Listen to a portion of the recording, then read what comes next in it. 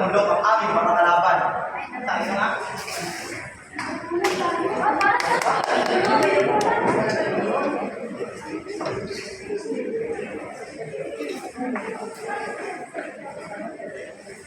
Magandang hapon po sa iyong lahat. Salamat po sa pagdalo.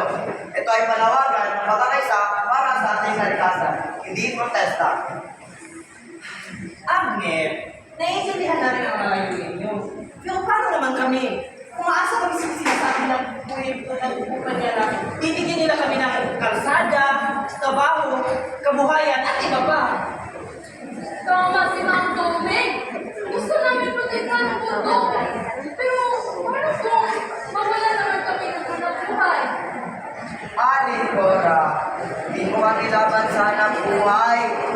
Pero, tanong mo po, anong klaseng trabaho ang pagsisira sa katuwatan, pagdudumi sa ilog, at nagbibigay sakit sa mga bata dahil sa usok na makina? Hindi ba walang silbi ang panandali ang tulong kung magpagalaman